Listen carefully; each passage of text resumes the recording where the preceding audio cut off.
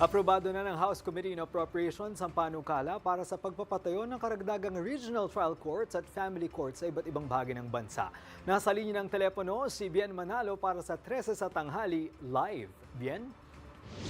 Greg, nagpahayag nga ng suporta ang Korte Suprema sa pagsasabatas ng mga naturang panukalang batas na anila ay makatutulong para mapabilis ang paghatid ng hustisya sa ating mga kababayan. Greg, kasama na dyan ang pagpapatayo ng RTC at family courts sa ilang lugar sa Luzon, Metro Manila, Visayas at Mindanao. Suportado rin ng Department of Justice ang pagsasabatas ng mga panukalang batas.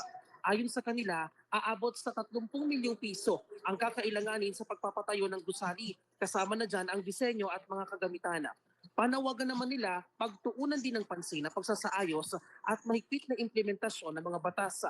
Nakiusap naman ng ilang mambabatas sa Department of Budget and Management na pabilisin ng hanggang 1 taon ang paglalabas ng pondo para hindi maantala ang proyekto. Umaabot kasi ng 3 hanggang 5 taon bago makapag-release ng budget ang DBM. Samantala lusot na rin sa komite ang panukalang batas sa pagpapaigting naman ng Right to Information Act. Layo nito na isulong ang transparency at accountability at maipakita sa taong bayan na walang itinatago ang gobyerno. Suportado naman ng Presidential Communications Office o PCO ang pagtataguyod ng Right to Information Commission na nakatoka sa mahigpit na pagpapatupad ng batas. Greg, pasado na rin sa komite ang panukalang batas sa pagpapanagot naman at pagmumulta sa mga nuclear damage. At ang update mula rito sa Batasang Pambansa. Balik sa iyo, Greg.